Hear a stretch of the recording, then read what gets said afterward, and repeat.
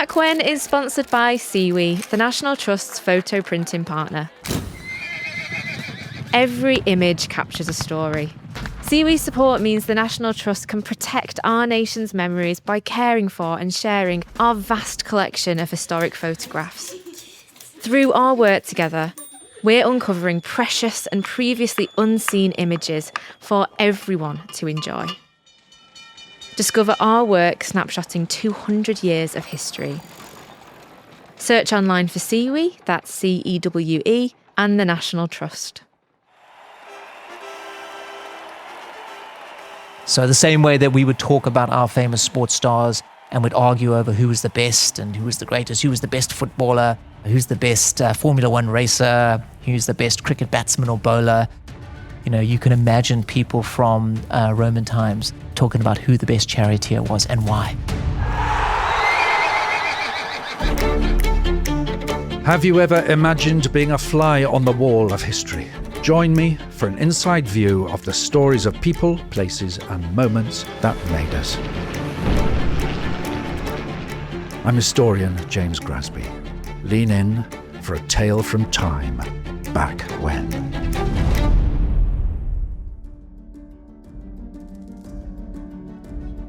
This is the Prasina Stone.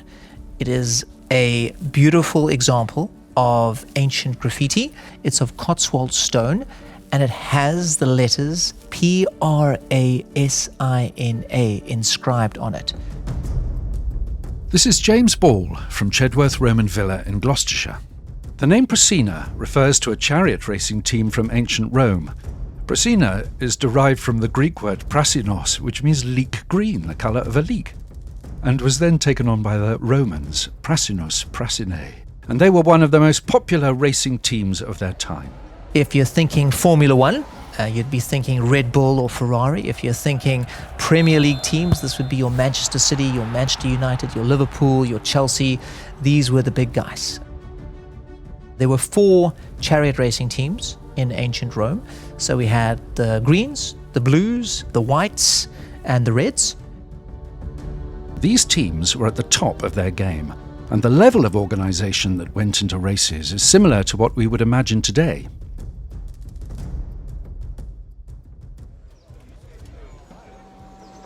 It was a huge economic endeavour to put on these races, and some sources describe it as sort of sports on an industrial scale. The greens would have to have horses, they would have to have charioteers, they would have to have design for the chariots themselves. There would be multiple horses, so you'd have several hundred horses within a stable, and you'd be having to pay all of these people. You'd have all those crafts and all the skill sets that would have to come along to make this happen. It was a huge, huge enterprise. And the crowds? You would have hundreds of thousands of people coming along to come and watch these charioteers in action.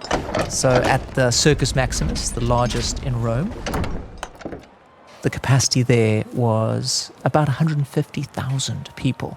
So if you compare that to modern stadiums, I mean, a few of the big ones are about 100,000.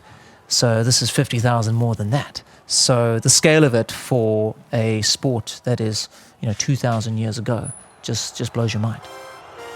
Well, these racegoers saw the teams competing around a tight, oval-shaped track, surrounded on all sides by these spectators.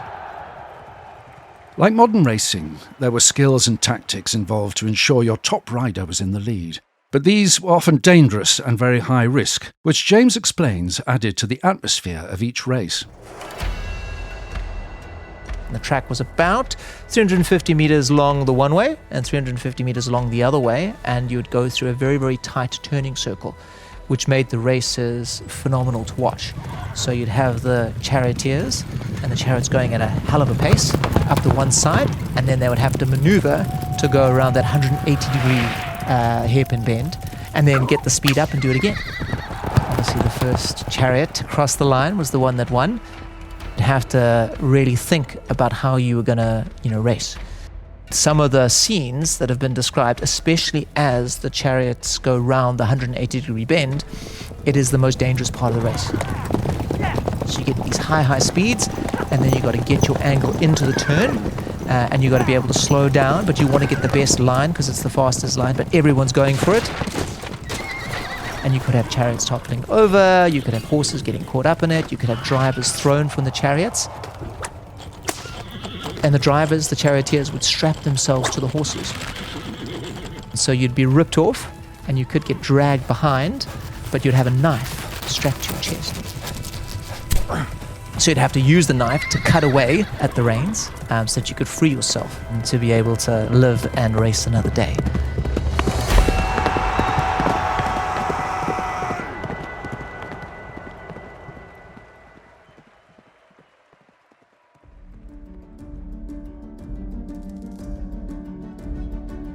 There was racing in Britain, so this was a sport that was exported across the empire. And it was the biggest sport in ancient Rome. So a lot of people talk about the gladiators. The gladiators would put on a few shows a year at the Circus Maximus and other sort of arenas. You could have a race a week. And on that day, you'd have several races happening. You would have a whole shopping arena. So people would be able to go, similar to what we do today. We go along and we have our food, we have our drink, we buy our merchandise. Ancient fans would be able to do the same. So it was huge, and the fans were passionate, very similar to the way they are today in terms of having their sporting heroes. Charioteers themselves were superstars. They would earn a fortune. You'd be able to find remnants of these guys in mosaic floors. You'd be able to find remnants of them in frescoes. You can see their grave sites today, some of these famous charioteers. And obviously at Chedworth, we have the Prasina Stone, showing that the wealthy family here were huge supporters of the Greens.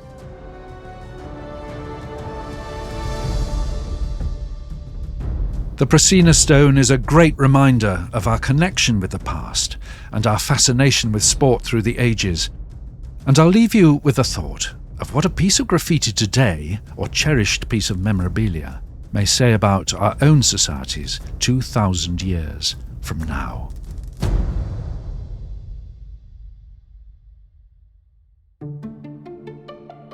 Thank you for listening to this episode of Back When.